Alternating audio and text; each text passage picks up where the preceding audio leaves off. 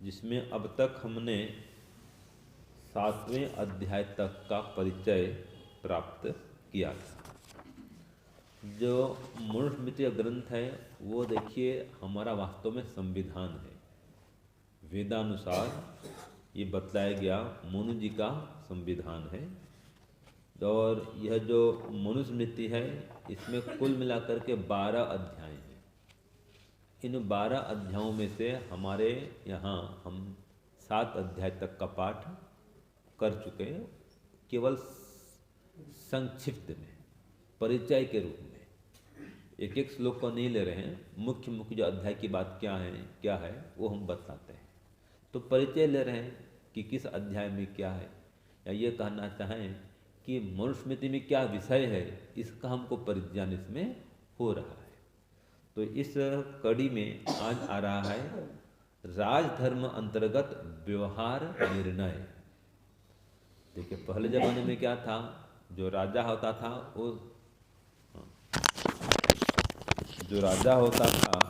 वो सब काम भी करता था देश का, और न्याय भी वही करता था। आज जैसे कार्यपालिका है, न्यायपालिका है, आज दोनों काम अलग अलग है। एक कानून बनाता है और एक कानून को लागू करता है। तो जो बनाने वाले हैं वो कौन है? कार्यपालिका, ठीक है, विधायिका कहें, जो MP MLA है, संसद में, राज्यसभा में, लोकसभा में बैठ के कानून को बनाते हैं। और जो कानून बन जाता है उसका पालन हो रहा है नहीं हो रहा है उसका पालन करवाना, और उसके अनुसार फिर कानून तोड़ने पर दंड देना, ये काम कौन करता है? न्यायपालिका। तो आज तो ये व्यवस्था है। पहले क्या था? राजा के पास में ये अधिकार था वही न्याय करता था, दंड भी वही प्रदान करता था। तो देखिए कैसे कैसे इसके अंतर्गत मुकदमे चलते हैं। तो ये पहले ही बता दिया गया है मनुस्मृति में। आज तो फैसला आज हो रहा है, निर्णय आज कर रहे हैं, लेकिन कैसे कैसे मुकदमे आते थे, कैसे कैसे केस चलते थे और चल सकते हैं, इसका निर्णय तो वेद के अनुसार मनुस्मृति में पहले ही कर दिया गया है। वास्तव में आज इसको कह रहे हैं हम न्यायालय, वो न्यायालय नहीं है, इनको बोलना चाहिए निर्णयालय, है ना? क्या बोलना चाहिए? निर्णय करता है। तो वो न्याय कहाँ करता है? वो तो फैसला सुनाती है, ये बोलता है। जब आता है तो इस दोनों पक्ष के साक्ष्य के आधार पर ये कोर्ट फैसला सुनाती है ना? वो तो निर्णय करता है भाई, न्याय नहीं करता वो, उसमें तो अन्याय भी होता है। तो कैसे कैसे मुकदमे चलते थे देखिए, इसमें दिया है 18 प्रकार के मुकदमे होते हैं। ये केवल संक्षेप में बता दिया जाता, संक्षेप में, कि जिनका न्याय वास्तव में होना चाहिए, निर्णय नहीं होना चाहिए, न्याय होना चाहिए। फैसला मत सुनाओ, न्याय करो। तो 18 मुकदमों के ऊपर में न्याय करना चाहिए न्यायपालिका में वास्तव में। तो 18 मुकदमे कौन कौन से होते हैं? इसमें कहा प्रत्यहम देश दृष्टैश्च शास्त्र दृष्टैश्च हेतुभिः अष्टादशसु मार्गेषु निबद्धानि पृथक पृथक। तो कहा अष्टादशसु मार्गेषु, 18 प्रकारों में पृथक पृथक 18 प्रकार के मार्ग हैं न्याय करने के। तो इसमें पृथक पृथक विभक्त विवादों अथवा मुकदमों को देश काल के आधार पर युक्ति और प्रमाण के साथ विचार करके निर्णय करे और न्याय करे। तो 18 प्रकार के मुकदमों का इसमें विधान है। तो वो कौन कौन से हैं देखिए। तेषाम आद्य मृणाम दानम निक्षेपो स्वामी विक्रयः संभूय च समुत्थानम दत्तस्यानपकर्म च वेतनश्चैव चादानं संविदश्च व्यतिक्रमः क्रय विक्रय अनुशयो विवादः स्वामिपालयोः सीमा विवाद धर्मश्च पारुष्ये दंडवाचिके स्तेयं च साहसं चैव स्त्रीसङ्गग्रहणमेव च त्रिपुंधर्मो विभागश्च द्वित्वमाह्वय एव च पदानि अष्टादशैतानि व्यवहारस्थिता विह। तो 8 यानी 18 प्रकार के विवाद इसमें बता दिया गया है। इसमें पहला है किसी से ऋण लेकर के ऋण वापस नहीं करना। आज भी हो रहा है ना, ऋण लेता है कोई वापस नहीं करता है, लोन लेता है लोन नहीं चुकाता है ना, क्या बोलते उसको कर्ज लेते हैं वापस नहीं करते हैं जी। तो पहले से ही परंपरा थी, आज भी है। तो इसका न्याय करना चाहिए राजा को, जो वापस नहीं करता है कर्ज लेकर के उसको दंड देना चाहिए। तो ये विषय एक दिया। तो ऐसे धरोहर है, कोई धरोहर दे दिया आपने, वस्तु दे दी और वापस नहीं करता वो भी दंड का भागी है। तो इसका निर्णय करे, न्याय करे राजा। फिर कहा किसी के पदार्थ को अस्वामी द्वारा बेच देना, अस्वामी विक्रय, कि जो जिसका मालिक नहीं है वही बेच देता है। आजकल भी ऐसा होता है ना, क्या बोलते हैं उसको, प्रॉपर्टी डीलर लोग जो काम करते हैं। तो मालिक है नहीं और फिर भी उसको बेच देता है। एक पार्टी से पैसे ले लिया, पता चला इसका तो माल ही नहीं है, भाई का जमीन भाई बेच देता है। ऐसे भी होता ही नहीं होता है, हो रहा है। तो ये सब विषय राजा को देखने होते हैं।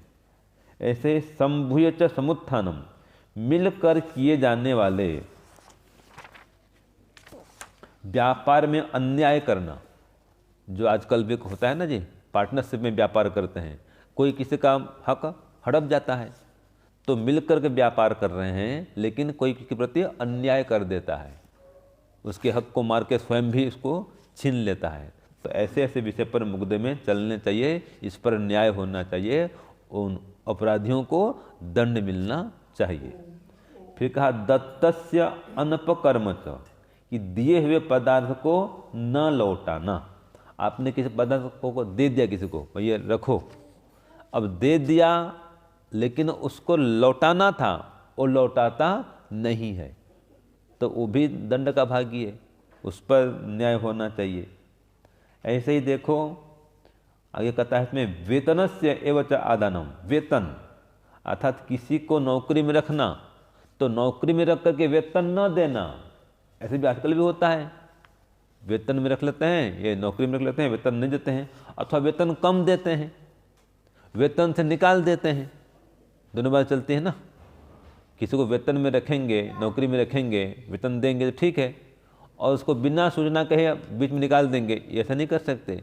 वो बेचारा का परिवार क्या होगा, डूब जाएगा वो। तो वेतन दो, रखो, और जितना वेतन बनता है उतना दो, बीच में निकालो नहीं। तो ये सब विधान में दिया गया है। ऐसे संविदः च व्यतिक्रम, प्रतिज्ञा के विरुद्ध व्यवहार करना, जो आपने प्रतिज्ञा किया है उसके अनुसार व्यवहार करो। जो भी आपने गारंटी लिखी, आपने कहा कि ये वस्तु 2 साल तक ठीक ठाक चलेगी, क्या बोलते उसको, वारंटी और गारंटी, तो आपने गारंटी दिया, वारंटी दिया, तो 2 साल तक उसको देख रेख करो, उसका रिपेयरिंग करते रहो बिना कोई शुल्क के, होना चाहिए। और एक बार माल बेच दिए और 2 वर्ष का गारंटी पीरियड है कि वारंटी पीरियड है, इस बीच में कोई देखना नहीं उसको, नहीं हम तो हमारा काम खत्म, और मिस्त्री पास जाओ इसको ठीक कराओ, ये गलत व्यवहार है। तो ऐसे ऐसे व्यवहार के विषय में मुकदमा होता था पहले, और होना भी चाहिए। फिर क्रय विक्रय अनुशय, अर्थात क्रय विक्रय अनुशय माने लेन देन में झगड़ा होना। आजकल भी हो रहा है, देखो लेन देन में खूब झगड़ा हो रहा है, तो ये विषय होते हैं मुकदमे के। ऐसे ही स्वामी पालयो विवाद, पशु के स्वामी और पशुपालक में भी झगड़ा होता है। पशुपालक माने जो चराते हैं, गाय बैल चराते हैं, और पशु का स्वामी माने मालिक। किसी के पास में 10 गायें हैं तो खुद तो चराएगा नहीं, किसी को रखेगा, गौपालक रखेगा, गौपालक। तो गौपालक में और उस मालिक में झगड़ा हो जाता है, तो उसका भी निर्णय न्याय राजा करे। ये विषय चलते हैं थे पहले, आजकल भी ये विषय चलता है। ऐसे ही सीमा विवाद आजकल भी चल रहा है। सीमा विवाद देखो हमारे देश में भी चलता रहता है। चीन वाले बोलते हैं हमारा ये स्थान है, वो कहते हमारा स्थान है। पीओके का भी झगड़ा चल रहा है, देखो तो उसमें विवाद तब भी चलता था, आज भी चल रहा है। ऐसे ही पारुष्य दंडवाचिके, किसी को कठोर दंड देना, कठोर बोलना, ठीक है, कोई कठोर वाणी का प्रयोग कर रहा है, उस पर भी दंड देने का विधान है। आजकल चुनाव चल रहा है, कोई भी कुछ भी बोल देता है कि नहीं, प्रचार के दौरान। और भी पहले भी ऐसे होता था, चुनाव नहीं होगा तो ही कुछ भी बोल देते हैं, जिसको बोलते हैं आक्षेप लगाना, मिथ्यारोप लगाना। तो ये वाचनिक कठोरता है। तो ऐसा कठोर वचन बोलने पर भी दंड मिलना चाहिए। कुछ भी इल्ज़ाम लगा दो, आरोप लगा दो, ये नहीं चलेगा ऐसे, तो उस पर दंड होना चाहिए। ऐसे स्तयम, चोरी करना, ये तो आज भी चालू है, तो चोरी करने पर कठोर दंड मिलना चाहिए।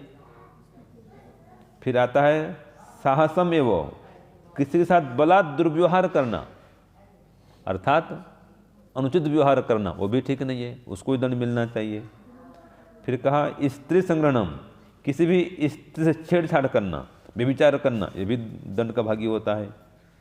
फिर विवाहित स्त्री और पुरुष के धर्म में व्यतिक्रम होना, माने आजकल ये भी हो रहा है, स्त्री के काम को पुरुष कर रहा है, पुरुष के काम को स्त्री कर रही है, व्यतिक्रम हो गया दोनों काम में।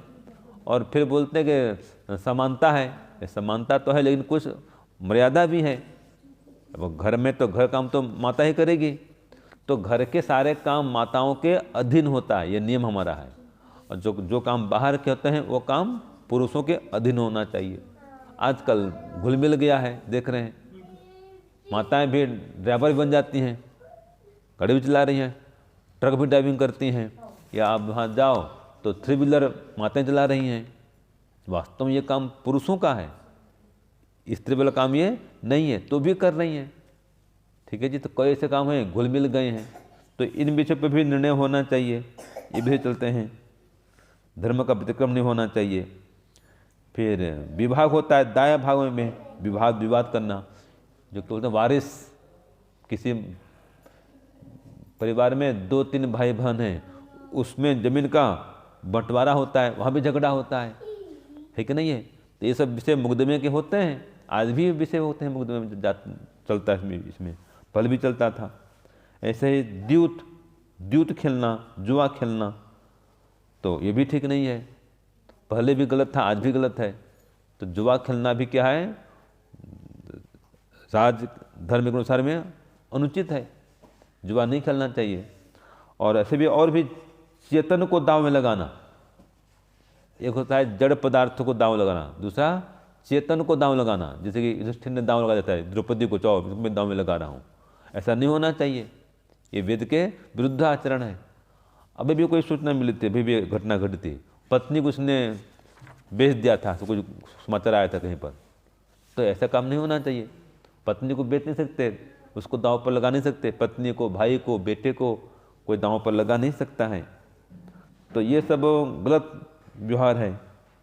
तो इस प्रकार से ये 18 प्रकार के व्यवहार विवाद के स्थान हैं, इनमें मुकदमे चलते थे पहले, आजकल भी चल रहे हैं। तो ये मनुस्मृति में देखो स्पष्ट खोल करके बता दिया गया है, और ये लाखों साल पहले बता दिया गया है। मनुस्मृति आज का नहीं है, रामायण काल में भी था ये, महाभारत काल में भी था, इतना प्राचीन ग्रंथ है ये। तो तब से झगड़े हो जाते, आज भी झगड़े हो रहे हैं। तो ये सब विषय मुकदमे को होते हैं। तो ऐसे ऐसे विषयों का प्रसंग आता है ये 8वें अध्याय में। तो राजधर्म का व्यवहार कैसा होना चाहिए, कैसा उसको न्याय करना चाहिए, ये सब विषय इसमें दिए गए हैं मनुस्मृति के 8वें अध्याय में। देखिए, यह जो 8वां अध्याय है वास्तव में राजा या राजपुरुष के धर्म को प्रतिपादित करता है। जो राजा है उसका धर्म क्या हो, और जितने राजपुरुष हैं जैसे सेनापति है और पहरेदार हैं और भी कई मंत्री आदि होते हैं, तो उन सभी के लिए नियम बताता है ये। जैसे कि कोई चोरी कर लिया, अब उस चोरी किए गए धन का क्या करें फिर, ठीक है। जैसे कि ये शराब पकड़ते हैं जी, अब समझ में आए कि 50 टन माल जब्त हुआ है, अब उसका करना क्या। ऐसे ऐसे सभी विधान यहाँ पर किए गए हैं कि चोरी से प्राप्त हुए धन को रंग रूप तोल संख्या आदि के द्वारा ठीक ठीक पहचान करके जो मालिक है उसको वापस कर देना चाहिए। जिसका माल चोरी हुआ उसको वापस किया जाए। और फिर कह रहा है उनमें से कुछ भाग राजा को भी कर के रूप में रखना चाहिए। मान ले किसी का 1 लाख का किसी ने चोरी कर लिया है, तो 1 लाख उस चोर से वापस लो और 1 लाख ले करके उससे 1-2% राजा फिर रख सकता है कि हमने आपका माल बरामद कर दिया, अब आप कुछ राजा को इसका टैक्स दो। वो ठीक बात भी है, वो भी देगा, खुश खुशी देगा। हाँ भाई 1 लाख का माल चला गया था, वापस आ गया, लो 1000 रुपया लो। आजकल भी देते हैं, बख्शिश भी देते हैं, बख्शिश के बारे बख्शिश बोलते, बख्शिश यहाँ क्या बोलते हैं उसको, हाँ बख्शिश बोलते हैं। तो ऐसे देने का नियम है। तो ऐसे ऐसे विषय में विधान सब क्या गया है कि किसका कर्तव्य क्या है, राजा का और प्रजा का, ये सब इसमें दिया गया है। फिर देखो ऋण लेने देने के विषय में विवाद का न्याय कैसे करें, ये भी दिया गया है कि जो ऋण धारक है उससे अपना धन वसूल ले और जो ऋण देने वाला है उसको धन दे दे। तो वो जितना धन दिया था उससे पता कर कितना अपना धन दिया, तो वो प्रमाणित करके फिर धन वसूल करे। माने वो निर्णय भी करे, चेक भी करे। जैसे बोलते हैं ना भाई कोई वस्तु खो गई है, मोबाइल मान ले खो गया है, जिसको मिलता है एकदम नहीं बोलेगा ये मोबाइल मिला है लो ये कंपनी का है, बोले पूछेंगे भाई कौन सा मोबाइल का है, क्या कंपनी है, सब पूछताछ करेगा, फिर उसको बताएगा हाँ ये हाँ, मिलान करेगा फिर देगा। तो मतलब राजा जो भी है पूरा ठीक ठीक ढंग से उसको आजकल बोलते हैं तहकीकात करना, परीक्षण करे और फिर उसको खोज करे और उसको प्रदान करे। तो मतलब कैसे न्याय होना चाहिए ये सारी बात इसमें दी गई है। जो ऋणदाता है ऋणदाता से ऋण के लेख आदि को भी प्रमाण रूप में मांगे कि आपने ऋण दिया था प्रमाण लाओ, और जो ऋण लिया उसको फिर बोलेगा वसूल करेगा उससे। तो मैंने विधि विधान से सब इसमें न्याय करने का नियम बताया गया है। तो एक तो इसमें ऋण लेन देन का बता दिया। फिर एक होता है साक्षी, साक्षी बनाने के नियम कि कौन साक्षी बनेगा, कोई अपराध हुआ है ना जी, तो आज को बोलते हैं गवाही देना, विटनेस।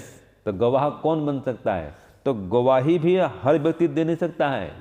साक्षी कौन बनेगा, तो साक्षी का अर्थ क्या होता है पता है, साक्षी किसे कहते हैं, जिसको तथ्यों का पता हो या साक्षात्कार हो रखा है। हाँ अक्षी माने आंख, जिसके सामने घटना घटी हो वो साक्षी बनेगा। अक्षी सहित जिसने देखा है, आंख में जिसने देखा है घटना को, साक्षी वो साक्षी बनेगा। आंख सहित जिसने देखा है वो साक्षी बनता है।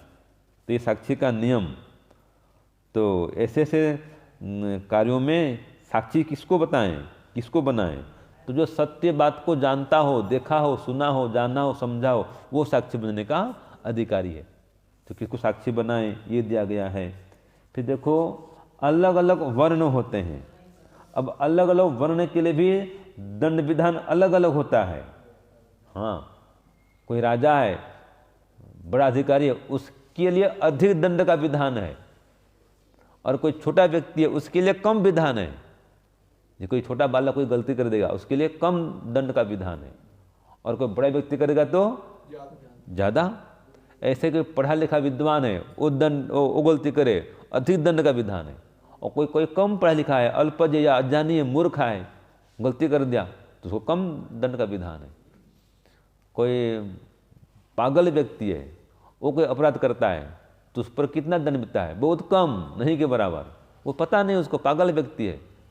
और कोई जानबूझ के योजना बनाकर अपराध करे तो अधिक दंड का विधान है। तो ऐसे ऐसे दंड का विधान ये 8वें अध्याय में बताया गया है। राजा या राजपुरुष का ये कर्तव्य है कि वो विवादों को न बढ़ाएं, लंबा लंबा नहीं खींचें। आजकल क्या हो रहा है, केस पर्पस, केस पर केस, क्या बोलते, पेशी बोलते, पेशी या अगली पेशी, अगली पेशी। ये नियम ठीक नहीं है। 1 महीने के अंदर में सब फैसला हो जाना चाहिए, ठीक है जी। तो लंबी लंबी पेशी न हो। शास्त्र ने कह दिया कि विवाद को न बढ़ाएं, लंबा न करें, तो जल्दी उसको खत्म करें, उसका न्याय कर दें। और जो राजकोष में रखना है राजकोष में रखें, और जो उसको देना है उसको दें, लेकिन उसको जल्दी उसको ख़त्म करें, लंबा उसको न करें। ये विधान इसमें दिया है।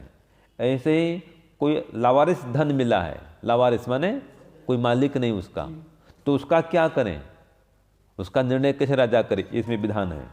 ऐसे बाल धन की रक्षा, उसकी कैसे रक्षा हो, तो लावारिस धन है, बाल धन है।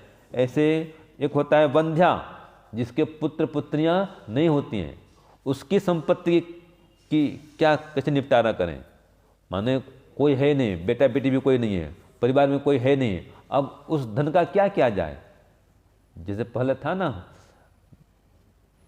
महारानी लक्ष्मीबाई, वही तो हुआ था, दत्तक पुत्र ने लिया था, तो सरकार ने ऐसा नियम कर दिया था अगर पुत्र नहीं है तो फिर सरकार उसको हड़प लेगी। तो गोद ले सकते हैं उसका, नहीं तो फिर वो हड़प लेगी वो सरकार संपत्ति को। तो ऐसे इसमें दिया है कि उसके भी धन की रक्षा हो, आप हड़प नहीं सकते। हाँ, कुछ आप रखो, मना नहीं है, लेकिन सुरक्षा दो उसको, उसका कोई विधिवत उसका निपटारा करो। तो इसमें यह दिया गया है कि जिसके कुल में कोई पुरुष नहीं रहा हो और या किसी कारण से वो चला गया हो, विधवा हो गई हो, बहुत रोगिणी है तो है, लेकिन बहुत रोगी है, वो अपने काम को ठीक से संभाल नहीं पाता, व्यवसाय कर नहीं पाता, मान लीजिए एक ही बेटा है, वो पागल हो गया है या ऐसा कोई रोग से ग्रस्त हो गया है, अब उसके धन का क्या किया जाए, आगे कोई संतान नहीं है उसके, तो ऐसे से केस का निपटारा राजा करे, ये इसमें दिया गया है। तो कई सारे इसमें विषय दिए गए हैं। और धर्महंता, जो धर्म का विनाश करता है, उसके लिए क्या दंड विधान है। जैसे ये आजकल धर्मांतरण कर रहे हैं, ये गलत है ये, तो ऐसे ऐसे विषय इसमें दिए गए हैं। और ये भी कहा है कि धर्म ही परजन्म में साथ जाता है, इसलिए धर्म को मत छोड़ो। तो ये राजा का कर्तव्य है कि किसी भी स्थिति का धर्म जो है लोप को प्राप्त न हो, जिसका जो धर्म है उसमें वो आरूढ़ रहे। मान लीजिए हमारा सनातन धर्म है, हमारा धर्म क्या है, यज्ञ करना, ध्यान करना, स्वाध्याय करना, सत्संग करना, माता पिता सेवा करना, ये कर्म हम करते रहें, यही धर्म है। अभी इसमें आगे भी दिया है, पहले भी आता है कि जो धर्म का नाश कर देता है, धर्म उसका विनाश कर देता है। 2 श्लोक हम देखते हैं, देखिए। धर्म एव हतो हन्ति धर्मो रक्षति रक्षितः तस्मात् धर्मो न हन्तव्यो मानो धर्मो हतो वधीत। ये बहुत प्रसिद्ध श्लोक है। धर्म एव हतो हन्ति, सुना होगा आपने, और धर्मो रक्षति रक्षितः, ये विश्व हिंदू परिषद में वो लोगो है ना, इस यही चलता है ये श्लोक। तो मारा हुआ जो धर्म है निश्चय से मारने वाले का नाश कर देता है, और रक्षित किया हुआ धर्म है वो रक्षा करता है। इसलिए कभी धर्म को मारो मत, धर्म को छोड़ो मत, धर्म का नाश मत करो। अगर आप धर्म की रक्षा करेंगे तो धर्म आपका रक्षा करेगा, और धर्म ही साथ जाता है। ये भी आगे बता दिया गया है कि एक एव सुहृद धर्मो निधने अपि अनुयाति यः शरीरेण समम नाशम सर्वम अन्यत ही गच्छति। मैं क्या कहा कि एक धर्म ही है जो सच्चा मित्र है, साथ में जाता है। तो कहा एक एवं सुहृद धर्म, सुहृद है, हृदय को अच्छा लगने वाला है, और निधने अपि अनुयाति, मरने के बाद भी, निधन होने के पश्चात भी साथ में जाता है। बाकी तो क्या होता है, शरीर समम नाशम सर्वम अन्यत ही गच्छति। बाकी अन्य जो कुछ भी है सब शरीर के नष्ट होने के साथ साथ में सब कुछ विनष्ट हो जाता है, सब कुछ छूट जाता है। तो धर्म ही एक अकेला साथ में जाता है। इसलिए धर्म को बढ़ाए, धर्म को धारण करे, धर्म का संग्रह करे, संचय करे, धर्म ही सच्चा साथी है। तो ये सब विशेष में दिया गया है जी। और हर स्थिति में धर्म की रक्षा करे भी कहा है। हर स्थिति में, किसी भी स्थिति में धर्म का परित्याग न करें, लोभ से, लालच से, भय से, हर परिस्थिति में धर्म की रक्षा ही करे, ये इसका धर्म है। जैसे पति देव है, अब उसके धर्म है, वो पत्नी की रक्षा करेगा, उसका धर्म है। पत्नी है तो वो पति की सेवा करेगी, दोनों एक दूसरे प्रति धर्म का पालन करेंगे। अगर पत्नी है तो पतिव्रता धर्म का पालन करेगी, और पतिदेव हुए तो एक पत्नी व्रत धर्म का पालन वो करेंगे। तो दोनों एक दूसरे के धर्म का पालन करें, इसमें ये बता दिया गया है। ऐसे जो राजा है राजा के धर्म का पालन करे, जो प्रजा है प्रजा के धर्म का पालन करे। तो सभी लोग अपने अपने धर्म का ठीक ठीक से पालन करेंगे तो वो देश, वो राजा या वो राज्य ठीक चलेगा। राजा भी सुखी, प्रजा भी सुखी। तो यही विषय है कि धर्म का व्यवहार कैसे किया जाए, इसका निर्णय राजा कराएगा कि ठीक से धर्म का परिपालन होना चाहिए, ठीक से धर्मपूर्वक व्यवहार होना चाहिए, ये देखना राजा का कर्तव्य है। तो इस अध्याय में राजधर्म की चर्चा है। राजधर्म क्या होना चाहिए, कैसे करके हम राजधर्म को लागू करें, ये होना चाहिए। और इसके लिए एक उपाय और बोल दिया गया है, दंड। जहाँ पर धर्म को कोई धारण नहीं कर रहा है या धर्म का त्याग कर रहा है तो उसके लिए कठोर दंड का विधान होना चाहिए। आज समस्या यही है कि अधर्म करके ही व्यक्ति छूट जाता है, जेल से फिर रिहा उसको कर दिया जाता है, इसलिए अधर्म बढ़ रहा है। तो अधर्मात्मा व्यक्ति, अधार्मिक व्यक्ति वो जेल से छूटने न पाए, उसको कठोर से कठोर दंड मिले, तो देखिए झट आपका जो अपराध है बंद हो जाएगा। हमारे गुरुजी ऐसे बोलते थे, आजकल भी बोलते हैं, अगर अपराध को रोकना चाहते हैं, अधर्म को बंद करना चाहते हैं, तो एक तो पता करें कि वास्तव में अधर्म हुआ है क्या, अपराध हुआ है। अगर अपराध हुआ है